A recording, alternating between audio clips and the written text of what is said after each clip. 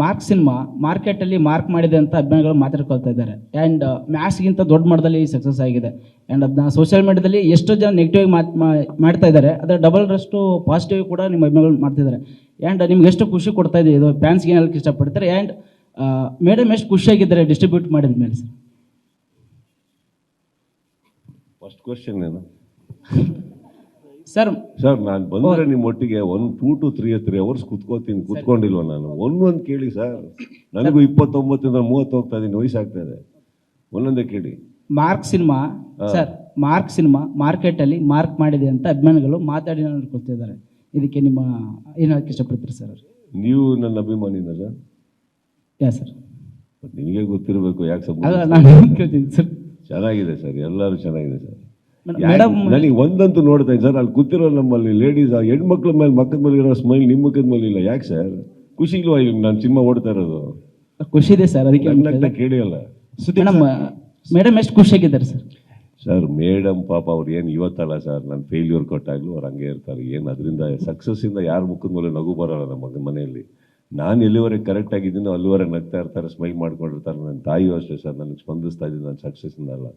ಮಗನ ಒಂದು 10 ಒಳ್ಳೆ ಕೆಲಸ ಮಾಡ್ತಾ ಇದೆಯಾ ಬಾರನವರು, ಅದ್ರ ಬಗ್ಗೆ ಖುಷಿ ಪಡೋಣ. ಇದರಿಂದ ಏನು ಸರ್ ಟೆನ್ಷನ್ ಏನಂದರೆ, ಅವರಿಗೆ ಕಾರ್ತಿಕ್ ಮುಖ ನೋಡಿ ಅವ್ರು ಟೆನ್ಷನಲ್ಲಿರೋರು ಫಸ್ಟಿಗೆ. ಒಂದು ಏನಕ್ಕೆ ಅಂದರೆ, ಕಾರ್ತಿಕ್ಕು ಅವ್ರದ್ದು ನೋಟಿಸ್ ಮಾಡಿರ್ತೀರ ಸರ್, ಅವ್ರು ಖುಷಿಯಾಗಿದ್ದಾಗಲೂ ಅದೇ ಎಕ್ಸ್ಪ್ರೆಷನ್ನು, ದುಃಖದಾಗದಾಗಲೂ ಅದೇ ಎಕ್ಸ್ಪ್ರೆಷನ್ನು, ಯಾರಾದರೂ ಬೈತಾ ಇದ್ರು ಅದೇ ಎಕ್ಸ್ಪ್ರೆಷನ್ನು, ದುಡ್ಡು ಎಣಿಸ್ಬೇಕಾದ್ರೆ ಅದೇ ಎಕ್ಸ್ಪ್ರೆಷನ್, ದುಡ್ಡು ಕೊಡಬೇಕಾದ್ರೆ ಅದರಲ್ಲಿ ಸ್ವಲ್ಪ ಕಳೆದೋಗ್ತಾ ಇರ್ತಾರೆ ಎಲ್ಲರೂ. ನನಗೆ ಅಭ್ಯಾಸ ಆಗ್ಬಿಟ್ಟಿದೆ ಸರ್. ಸೊ ನನಗೇನು ಟೆನ್ಷನ್ ಇಲ್ಲ. ಆ್ಯಂಡ್ ಇನ್ನೊಂದು, ಈ ಸಿನಿಮಾ ರಿಲೀಸ್ಗಿನ್ನ ಮುಂಚೆನೇ ಸರ್ ಎಲ್ಲ ಆ್ಯಂಗಲಲ್ಲೂ producer safe, everybody safe sir. Correct sir?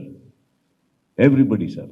ದೇವ್ರ ದಯೆಯಿಂದ ಕರ್ನಾಟಕದಲ್ಲಿ ಕನ್ನಡ ಚಿತ್ರರಂಗದಲ್ಲಿ ಅದೊಂದು ಅಲ್ಪ ಸ್ವಲ್ಪ ಮಾರ್ಕೆಟ್ ಅನ್ನೋದನ್ನು ನಾವು ಉಳಿಸ್ಕೊಂಬಂದಿರೋ ಕಾರಣಕ್ಕೆ ಯಾರು ರಿಸ್ಕಲ್ಲೇ ಇಲ್ಲ ಅಂದಾಗ ಟೆನ್ಷನ್ ಬರಲ್ಲ ಸರ್. ನಾವು ಒಂದು ಕತೆ ಹೇಳೋ ಪ್ರಯತ್ನ ಪಡ್ತೀವಿ. ಕರೆಕ್ಟ್? ಈಗ ಸಕ್ಸಸ್ಸು ಫೇಲ್ಯೂರ್ ಅನ್ನೋದು ನನಗೆ ಎಫೆಕ್ಟ್ ಆಗಲ್ಲ. ಚಿತ್ರರಂಗ ನನ್ನ ಕೈ ಹಿಡಿದಿದ್ದಾಯಿತು, ನಾವು ಚಿತ್ರರಂಗಕ್ಕೆ ನಮ್ಮ ಜೀವನನ ಒಪ್ಪಿಸಿದ್ದಾಯಿತು ಅಂದಮೇಲೆ ಅದು ಕನ್ನಡ ಚಿತ್ರರಂಗದಲ್ಲಿ. ಇಲ್ಲಿ ಸಕ್ಸಸ್ಸು ಫೇಲ್ಯೂರ್ ನನಗೆ ಕೌಂಟ್ ಆಗಲ್ಲ ಸರ್. ಕೌಂಟ್ ಆಗೋದು ಒಂದು ದಿವಸ ಬೆಳಗ್ಗೆ ಎದ್ದು ನಾವು ಒಂದು ಕತೆ ಹೇಳೋಕ್ಕೆ ಇಷ್ಟಪಡ್ತೀವಿ. ಕತೆ ಒಪ್ಕೋತಾರ, ಕತೆ ಒಪ್ಪಲ್ವ? ಒಪ್ಕೊಂಡ್ರೆ ಇನ್ನೊಂದು ಸಿನಿಮಾ, ಒಪ್ಪಿಲ್ಲ ಅಂದ್ರೆ ಇನ್ನೊಂದು ಸಿನಿಮಾ.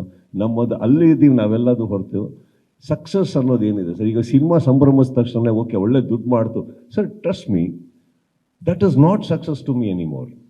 ವಿಜಯ್ ಒಂದು ಕತೆ ಹೇಳ್ತಾರೆ, ಇವ್ರಿಗೊಂದು ಚಾಲೆಂಜ್ ಆಗ್ತದೆ. ನಾನು ಸರ್ ವಿಜಯ್ ನನಗೆ ಗೊತ್ತಿಲ್ಲ, ಇವ್ರಿಗಿನ್ನ ಮುಂಚೆನೂ ನನ್ನ 1-2-3 ಜನ ಸಹೋದರರು ಕರೆದಿದ್ದೀನಿ ಸರ್, ಎಲ್ಲರಿಗೂ ಹಾಕಿದ್ದೀನಿ. ನಾನು ಒಂದು ಅರ್ಜೆಂಟ್ ಈ ಸಿನಿಮಾ ಮಾಡಲೇಬೇಕು, ನಾವಿಲ್ಲಾಂದ್ರೆ ನಾನು ಬರೋಕ್ಕಾಗಲ್ಲ.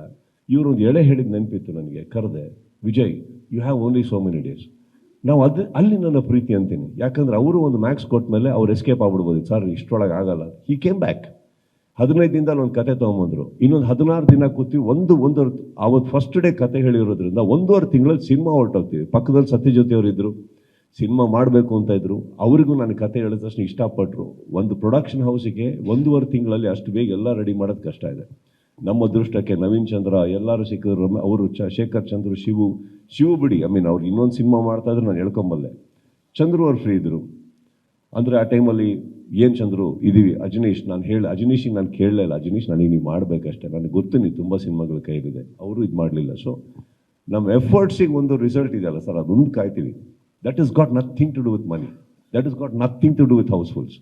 ನಮ್ಮ ಕತೆ ಒಪ್ಪಿದ್ರ ನಿನ್ನೆ ನಿಜವಾಗ್ಲೂ ನನಗೆ ತೃಪ್ತಿ ಕೊಟ್ಟಿದ್ದು. ಎಷ್ಟೇ ಸಂಭ್ರಮ ಇರಲಿ, ಎಷ್ಟೇ ಒಂದು ಸೆಲೆಬ್ರೇಷನ್ ಥಿಯೇಟ್ರ್ ಮುಂದೆ ನಡೀತಾ ಇದ್ರು, ನಿನ್ನೆ ಸೆಕೆಂಡ್ ಶೋ ಕರ್ನಾಟಕದಲ್ಲಿ ಎಷ್ಟೋ ಕಡೆ ಅಷ್ಟು ಫ್ಯಾಮಿಲಿ ಅಂದ ತಕ್ಷಣ ಬೆಳಗ್ಗೆ ಫಸ್ಟ್ ಡೇಯಿಂದನೇ ಎಷ್ಟೋ ಲೇಡೀಸ್ ಬಂದ್ಯಾರು, ಇಲ್ಲ ಅಂತ ನಾನು ಹೇಳ್ತಾ ಇಲ್ಲ.